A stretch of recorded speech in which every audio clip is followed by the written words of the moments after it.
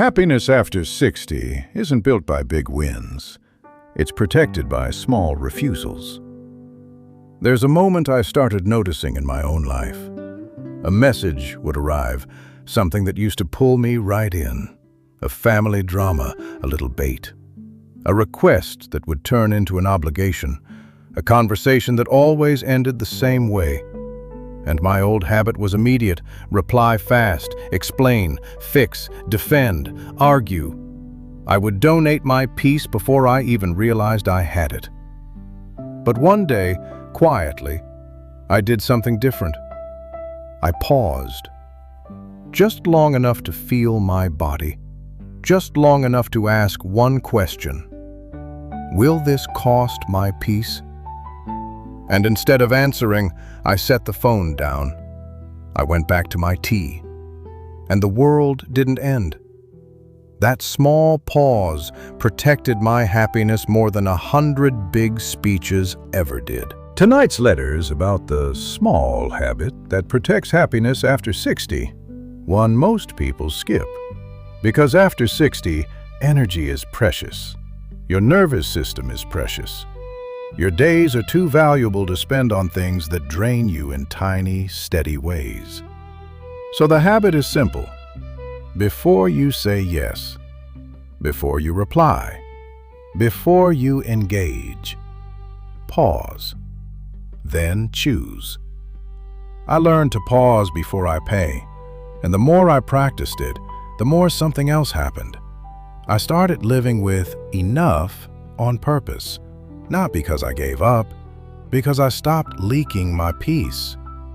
Enough is a decision, not a number. In the next part, I want to talk about why small habits matter more than big advice, how tiny drains add up, how one unnecessary argument can steal a whole morning, and why protecting your peace in small ways becomes one of the smartest things you do after 60. Most people look for big answers, a big change, a big breakthrough, a big decision that fixes everything. But happiness after 60 usually isn't built that way. It's guarded, like health is guarded, with small, daily choices. Because peace doesn't get destroyed in one dramatic explosion. It leaks. It leaks through small holes. One unnecessary argument. One phone call you didn't want to take. One conversation where you over-explained yourself to someone who never listens. 1 hour of news that leaves your body tense. One yes you didn't mean. And the problem with small drains is that they feel harmless. You think, it's just a quick reply. But then you're pulled into it. You're thinking about it while you make coffee. You're rehearsing what you should have said while you fold laundry. You're carrying it in your chest while you try to enjoy a calm day. I stopped donating my day to nonsense. That line sounds sharp, but it's honest. Because that's what some things are, nonsense, not important, not worth your nervous system, not worth your mood, not worth the rest of your afternoon. And older age makes you see this clearer. When you're younger, you can burn energy and recover faster. You can stay in drama and still go out the next day. But after 60, your body is more honest. Your patience is more precious. Your tolerance for noise is smaller, and the need for calm becomes bigger. So the big secret isn't how to be happy. It's how to stop losing happiness in small ways. How to protect your mornings. How to protect your sleep. How to protect your mood from people who bring storms everywhere they go.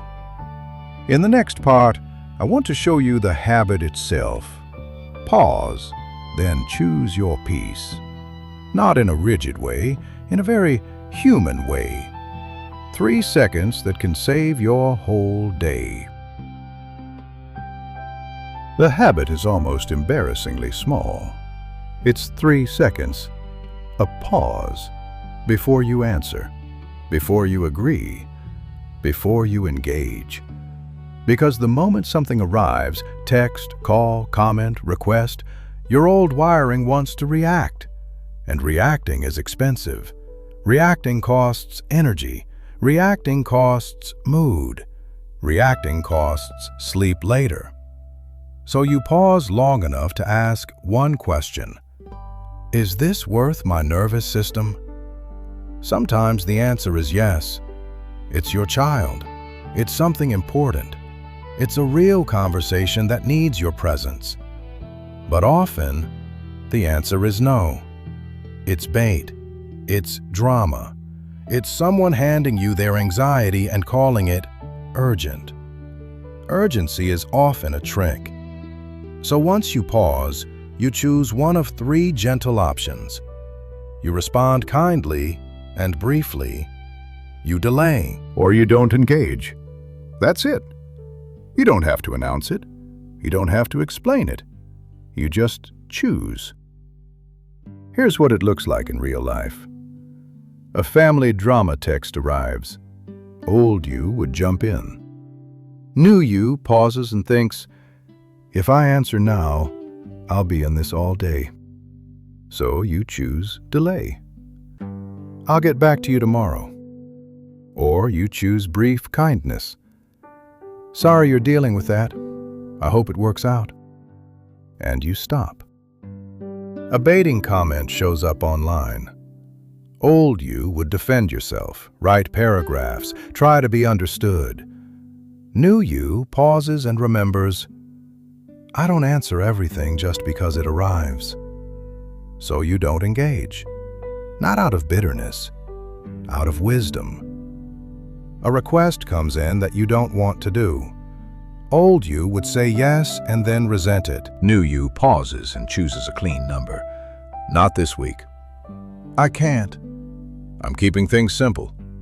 You don't add a speech, because a speech is often an invitation for negotiation, and negotiation is where peace goes to die. This habit doesn't make you cold, it makes you free. It's you deciding that your attention is not public property. It's you choosing your day before other people choose it for you. In the next part, I want to give you a handful of small rituals that fit this habit, simple ways to guard peace that don't feel like rules, just gentle routines that keep your life calm and livable. Once you learn to pause, you start seeing all the places your peace leaks. And you also start seeing how easy it is to protect it with small rituals. Not strict rules, just quiet habits that say, my peace matters. Here are a few that work because they're simple. First, a quiet start. 5 minutes in the morning where you don't take in other people's noise. No news, no phone, no problem solving. Just coffee, tea, a little light, a slow breath. I protect my mornings like medicine, because the way you start your day often decides the tone of your whole day. Second, phone boundaries that feel sane. No phone at the table. No late-night replies. No answering calls when your body is already tired. Your phone is a tool. It's not a leash. Third, one small no a day. Not to be stubborn. To practice not abandoning yourself. It can be tiny. No, I'm not driving across town today. No, I'm not explaining that again. No, I'm not squeezing one more errand in. A small no protects a big yes. Yes to your health, yes to your calm, yes to your energy. Fourth, a closing time for worry. This one changed my nights. If something is on your mind, you write one line on paper, not pages, just one line. I'll handle this tomorrow. Or, this is out of my hands tonight. Then you close the notebook, Literally close it, because your mind needs a signal that the day is done. And finally, no debates at home. My home is not a debate club. That doesn't mean you never talk about real things. It means you stop letting your living room become a battlefield over topics that never resolve. Some people love arguing. They feed on it. You don't have to be their buffet. These rituals look small, but they add up. They stop the tiny drains. They protect your nervous system the way you protect your joints and your sleep. In the next part, we'll talk about the hardest piece of all, letting people be disappointed. Because the moment you start protecting your peace, someone will notice. Someone will call you different. Someone will push back. And that's where the habit becomes real. The moment you start protecting your peace, someone will test it. Not always in a dramatic way. Sometimes it's just a little pressure, a guilt message, a sigh, a comment like, "You never used to be like this." And that's where most people break. Not because the boundary is hard, because disappointment feels dangerous when you've spent a lifetime keeping everyone comfortable. So here's one of the biggest lessons after 60. Disappointment isn't danger. It's just a feeling, usually someone else's, and you don't have to fix it. I let disappointment sit. That sentence can change your whole life. Because many of us were trained to rush in and smooth things over, to over-explain, to apologize, to make sure nobody is upset. But if you do that, you end up abandoning yourself over and over. I don't abandon myself to keep others comfortable. That's the line. And it's not cold. It's healthy. It's you realizing you are not responsible for managing everyone's emotions, especially when those emotions are being used to control you. Some people will be disappointed simply because they like you better when you were easy to access, when you were always available, when you always said yes. So when you start choosing a calmer life, they call it selfish. But often, selfish just means you stopped being convenient. You stopped being the person they could lean on without asking. You stopped absorbing their chaos. And yes, at first, you might feel guilty. You might sit there with your phone in your hand thinking, I should respond. But then you remember, the pause is the habit. The pause is where your peace lives. So you pause, and you don't pay. You don't buy the argument. You don't buy the guilt. You don't buy the urgency. You choose your nervous system. You choose your evening. You choose your sleep. And over time, something surprising happens. The people who truly love you adjust. They learn the new you.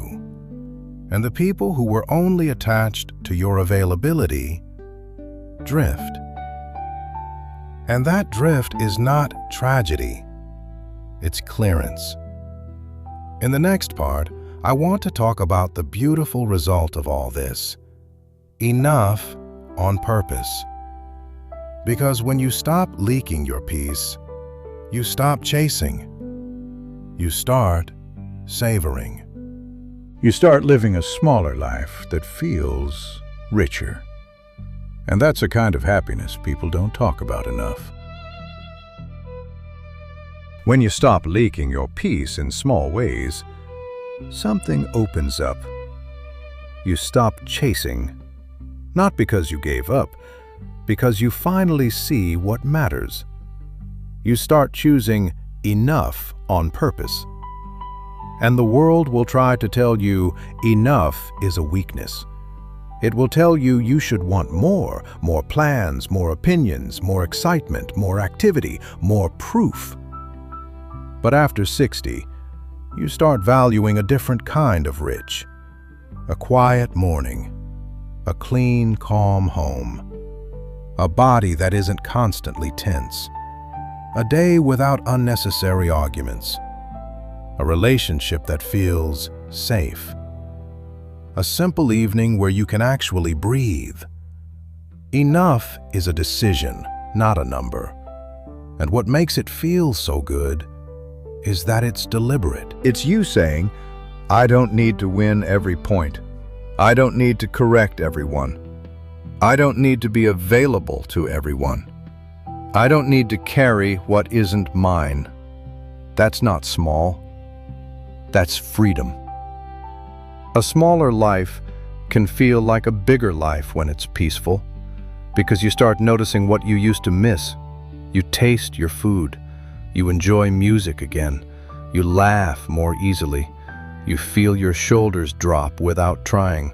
You start living your life instead of managing everyone else's. I stopped upgrading my life and started living it. And this is the quiet truth. Happiness after 60 is not a loud celebration. It's a protected space.